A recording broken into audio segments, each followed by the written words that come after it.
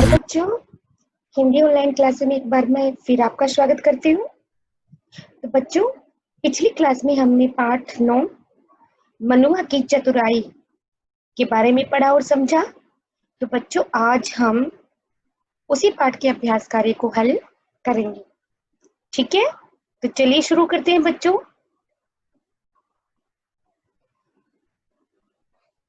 हमारा जो पहला प्रश्न है मौखिक, यानी कि आज हम मौखिक प्रश्न हल करेंगे। तो हमारा जो पहला प्रश्न है वो ये है बच्चों, मनुआ अपनी भेड़ें कहाँ चरा रहा था। यानी कि जो मनुआ नाम का लड़का था वो अपनी भेड़ें कहाँ चरा रहा था। तो बच्चों, पाठ के आधार पे हमारा उत्तर होगा मनुआ अपनी भेड़ें सड़क के साथ वाले बड़े मैदान में चरा रहा था। यही हम इसका उत्तर लिखेंगे। ठीक है बच्चों, उसके बाद देखो ख पाठ, मनुआ ऊंची आवाज में क्यों चिल्लाया। बच्चों, आपको यहाँ पे कारण बताना है कि जो मनुआ था वो अचानक ऊंची आवाज में क्यों चिल्लाने लगा। तो बच्चों, जैसा कि हमने चैप्टर में पढ़ा था कि मनुआ कुछ सोच रहा था, ठीक है, और अचानक जैसे उसको पता लगता है वो ऊंची आवाज में चिल्लाता है कि मैंने पहेली बूझ ली। तो इसका उत्तर हम क्या लिखेंगे बच्चों कि मनुआ ऊंची आवाज में चिल्लाया क्योंकि उसे अपनी पहेली का उत्तर मिल गया था। ठीक है, आप जानते हैं कि जैसे उसको अपनी पहेली का उत्तर मिला वो खुश हो गया और खुश होकर ऊंची आवाज में चिल्लाने लगा। ठीक है, उसके बाद देखो बच्चों गय पाठ, घुड़सवार ने हार क्यों मान ली। जो घुड़सवार था उसने अपनी हार क्यों मानी बच्चों। तो जैसा कि हमने पढ़ा था और आप भी जानते हैं कि घुड़सवार मनुआ की पहेली का जवाब नहीं दे पाया। यही कारण है कि उसने अपनी हार मान ली। जब मनुआ ने उससे अपनी पहेली पूछी तो घुड़सवार उसका उत्तर देने में असमर्थ रहा। असमर्थ का मतलब नहीं दे पाया, इसीलिए उसने अपनी हार मान ली। और हमारा आखिरी प्रश्न है गह पाठ, घुड़सवार ने भेंट में मनुआ को क्या दिया। तो बिल्कुल बच्चों, आप सभी जानते हैं घुड़सवार ने भेंट में मनुआ को अपनी सुंदर बांसुरी दी। बच्चों, ये हमारे 4 मौखिक प्रश्न थे। चलिए आगे लिखित प्रश्न उत्तर हम हल करेंगे। तो लिखित में जो हमारा पहला प्रश्न है बच्चों वो है मनुआ ने ऊंची आवाज में चिल्लाकर क्या कहा। तो बच्चों, इसका उत्तर हम क्या लिखेंगे। मनुआ ने ऊंची आवाज में चिल्लाकर कहा कि मैंने अपनी पहेली बूझ ली। क्या कहा चिल्लाकर, मैंने अपनी पहेली बूझ ली, यानी कि मुझे अपनी पहेली का उत्तर मिल गया। ठीक है ना बच्चों, चलिए अगला प्रश्न देखते हैं ख पाठ, मनुआ ने किस पहेली का क्या उत्तर खोजा। तो बच्चों, यहाँ पे हमें 2 आंसर देने हैं। पहला किस पहेली का, पहेली क्या थी, दूसरा क्या कि किस पहेली कौन सी थी और उसका उत्तर क्या खोजा। तो यहाँ पे हमें 2 उत्तर देने हैं।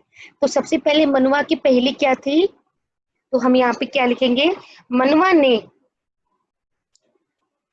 पहेली, फिर हम लिखेंगे कौन सी पहेली कि वो क्या चीज है, वो क्या चीज है जो मानव से ऊंची है लेकिन मुर्गी से भी छोटी है।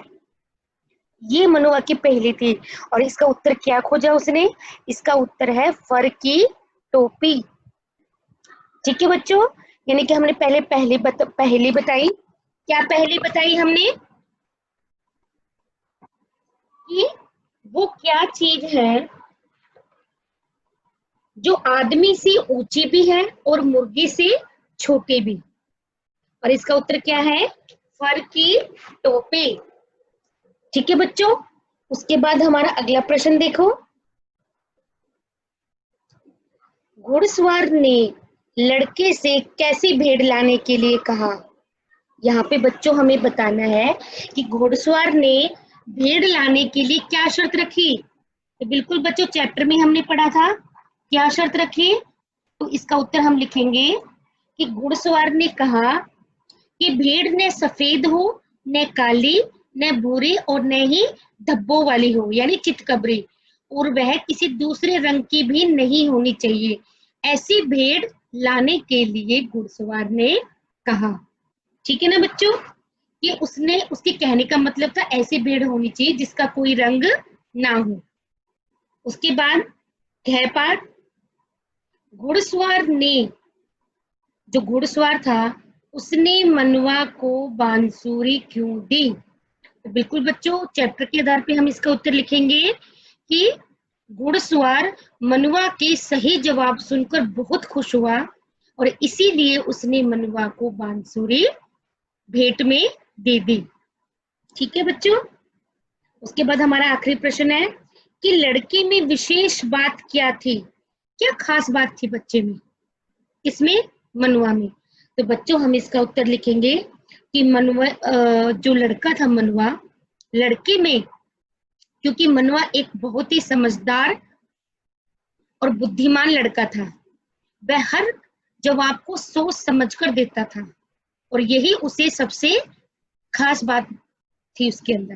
तो हम इसका उत्तर यही लिखेंगे कि मनवा बहुत ही समझदार और बुद्धिमान लड़का था और वह हर प्रश्न का जवाब बहुत सोच समझकर देता था।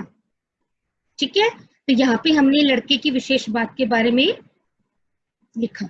तो बच्चों, इस प्रकार हमने मौखिक और लिखित प्रश्नों का अभ्यास किया, उनको हल किया। आप इन्हीं की प्रैक्टिस कीजिए। अगली क्लास में हम अपने जो आगे का अभ्यास कार्य है उसको हल करेंगे। तब तक के लिए नमस्कार।